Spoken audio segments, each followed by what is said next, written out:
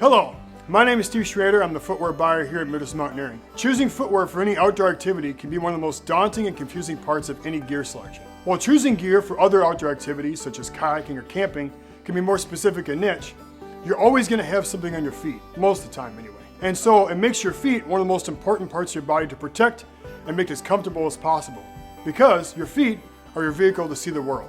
In this video series, I'm going to go through some of the most common questions that we as footwear specialists at Midwest Mountaineering see on a relatively daily basis. I'm assuming you've probably asked many of these questions yourself. And so through this video series, I hope you gain some insight on what some of those answers might be. So when you come in and chat with us, you can gain some insight on what we mean when we say waterproof versus non-waterproof, fit, arch stability, volume, etc. Enjoy the video series, and we'll see you both in the store and the trail. So the question of fit is probably the most common question we get asked here at Midwest Mountaineering. The reality is that because your foot is probably the most important part of your body, it's the most important thing to get fitted right. And so fit really means comfortable. And that's really what it translates to, is comfortability. Now what does that mean? Well, it's subjective, right? One shoe might be more comfortable to one person versus another shoe which might be more comfortable to them.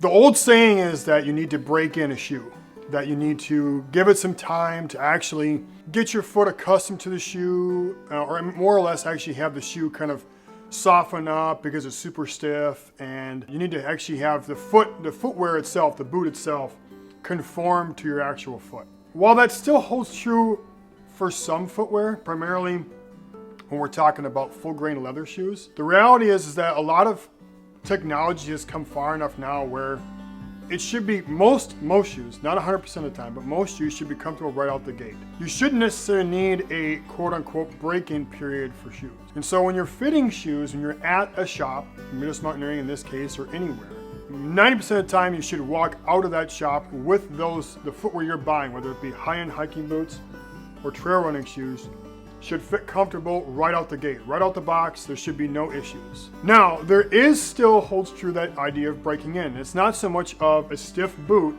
right, breaking in around your foot. It's more so of you getting accustomed to wearing that specific style of shoe. So if you're going, say, from a hiking shoe, which you've normally used for maybe lightweight hiking, things like that, and now you're transitioning to a backpacking style boot or a trekking boot, which is higher ankle, it's more stiff, it's more rugged, it's not as pliable in the sole. That's not so much of the footwear being accustomed to you, it's the other way around. It's you getting accustomed to wearing that style of footwear. Now, if you're sticking within the same realm, right, let's say you are staying with a low hiking shoe and you're getting a brand new pair of pretty much the same exact shoe, and maybe it's, you know, technology's come around, you bought your shoe maybe 5-6 years ago and now you're changing your shoe up. There's two things you want to be thinking about when you're choosing your footwear, right? Even if it's the same thing, same type of footwear. The first thing is you don't want to get something that's too tight, right? Too narrow, too tight, and you're going to have a lot of issues. Primarily, one being that we've had instances, particularly our owner, who has had some of his toenails actually become so constricted they've actually fallen off or become blackened. Now that's an extreme issue, but it does happen, especially if that toe and those toes in that front part of the footwear is so constricted in there and constantly slamming against the front of that shoe, you're eventually going to have issues and that will risk having blackened toenails.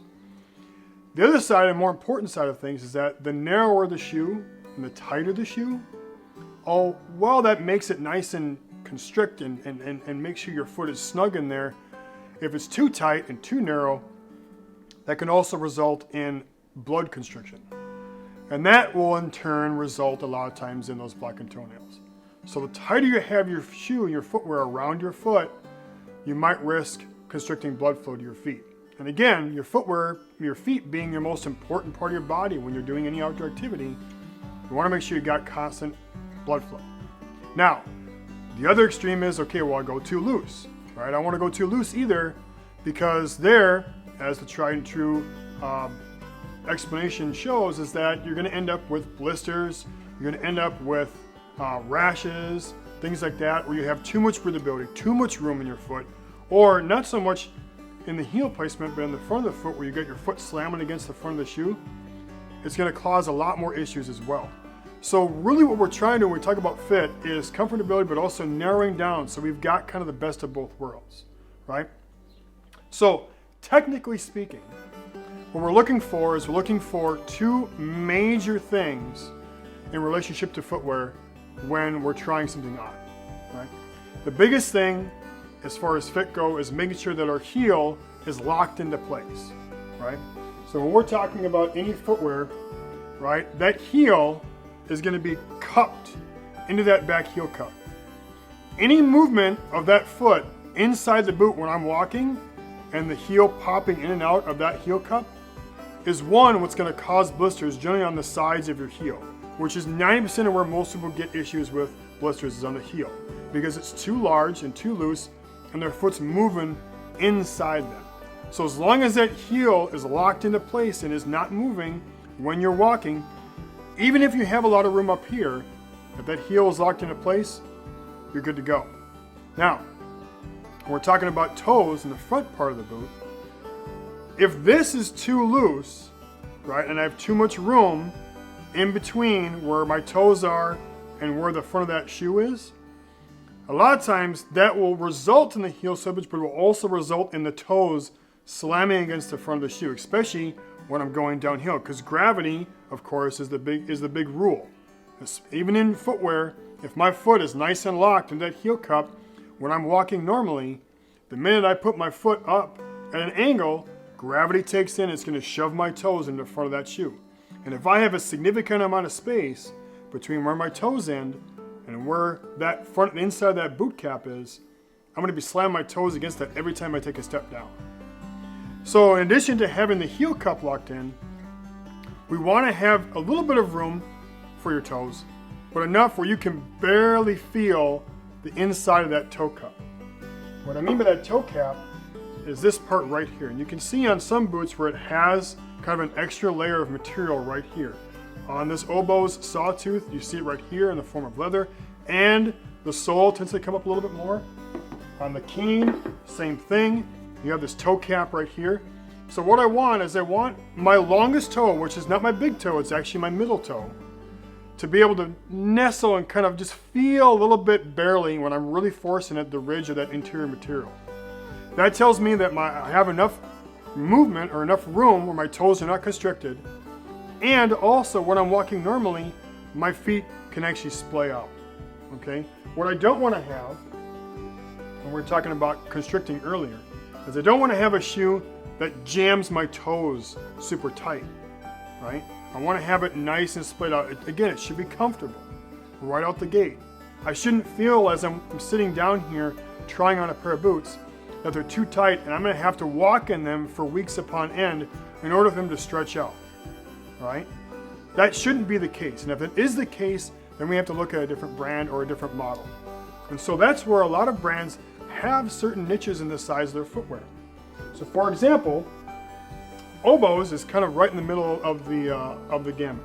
They actually will have roughly a narrower toe cap, but they have an average size width right where the balls of the feet are, right? So yeah, I'm forcing my toes, and my big toe, and my middle toe in particular, into this larger toe cap up here, but it's tapered enough where it's going to be able to fit all of my toes in it. Now let's say I have a relatively wider feet. Some people have super wide feet, some people have narrower feet, right? Then I look at shoes that are generally wider to begin with. So to see the difference here between the Keen and the Oboz, the Keen is generally much wider than the toe cap. So someone who has generally wider feet and not narrower feet is going to feel much more comfortable in the Keen than they are in the Oboz. And vice versa, someone who is much more narrower with their foot is going to feel way more comfortable in the Oboz than they are in the Keen. They're going to feel like they're swimming in the Keen, and we don't want that. So again, even though we're talking about technical specifics like heel cap and toe cap and making sure our heel is locked in, making sure our toes are barely touching, the reality is that fit, when it comes down to it, equals comfortability. And again, comfortability should be right out the box. In the end, one of the most common mistakes that most customers come in is buying a boot or shoe that is too small or too big. And because they think it's comfortable here, right? They think it's comfortable. If you don't know right away that it's comfortable, then we have to look at something else. Right? You should feel a nice, snug, your foot should be nestled in that boot like a warm blanket. That's the way footwear should work. It should not be rigid and hard and feel like you're wearing wooden clogs. Right? It should be nice and comfortable. A pro tip, especially for folks who are, there's this idea of brand loyalty. I've always worn Keens, or I've always worn Obos, or I've always worn Solomons. Try not to be so brand loyal. Right? If they fit well, they fit well. That's great. Continue to utilize those as the first ones you try on because you have history with that brand.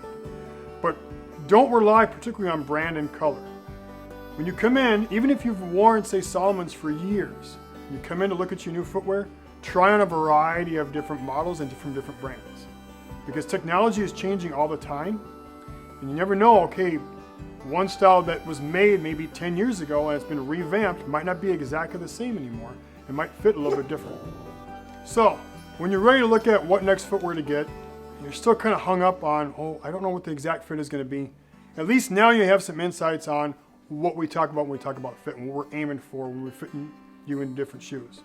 Feel free to swing on into the shop at any time, chat with myself, one of our footwear specialists, and we'll make sure we get the right footwear that fits you the best.